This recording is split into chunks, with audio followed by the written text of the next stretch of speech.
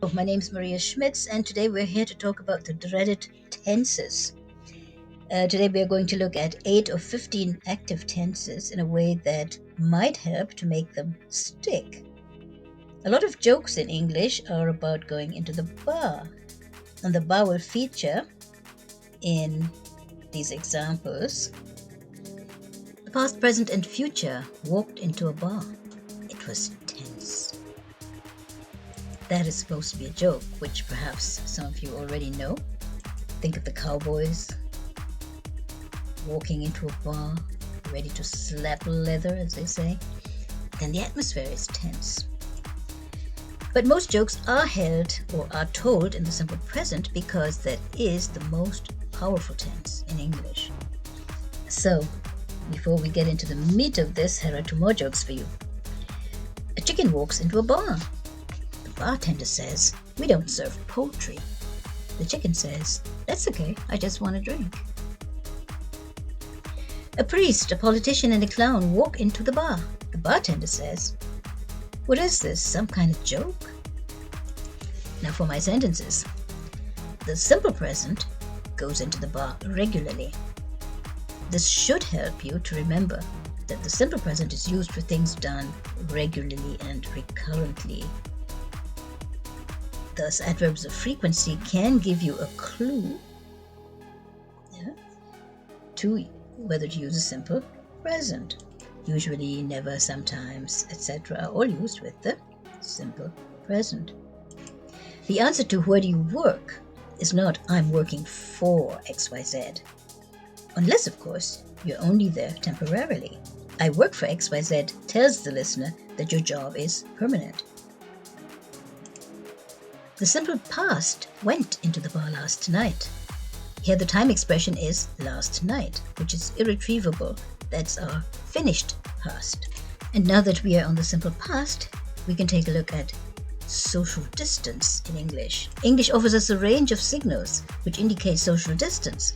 One of the most important signals in business to get right is the so-called present in the past, also referred to as the attitudinal past. Basically, you're using a past tense form to indicate present action because you wish to express a respectful distance from your contact. Just as how we say to strangers or customers, "Could you open the window for me?" But to relatives and friends, "Can you open the window?"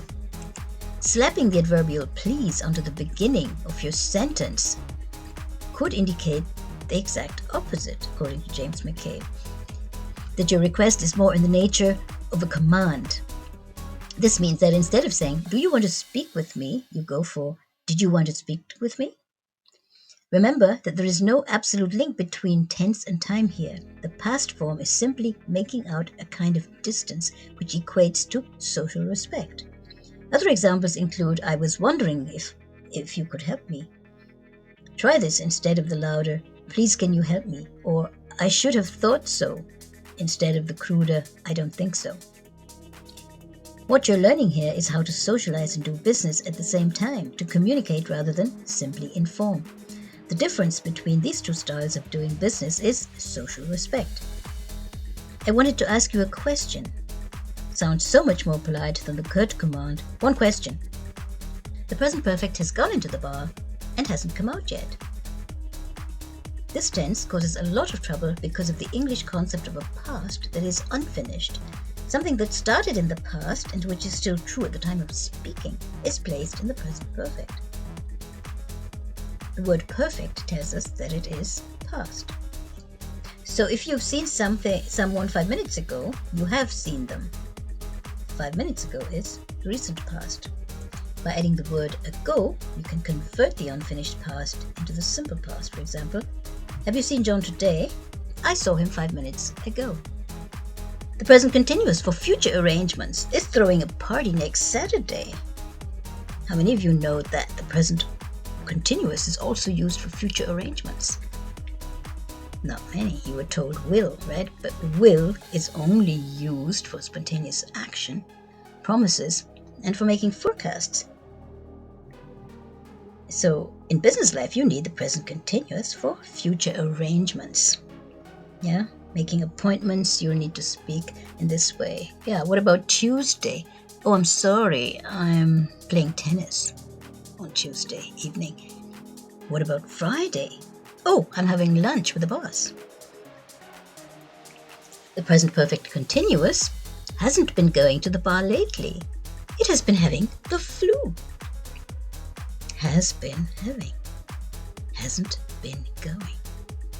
The past perfect had entered the bar unsuspectingly when everyone wished it a happy birthday. So, first, this past perfect entered the bar, and then everybody wished it a happy birthday. So what happens? When two things happen in the past, what happens first is put in the past perfect. The will future will go to the bar if it has nothing better to do tonight. Mainly used in conditionals, and that is the first conditional, simple present plus will. The going to future is the last one we're going to look at today. The going to future is going to launch the product next month. It's a firm intention. So let's call it a day. We have looked at 8 tenses, 8 of 15 active tenses, all of which have a passive counterpart. But you may need active tenses at the workplace. Unless, of course, you describe processes, but we don't want to go into that today.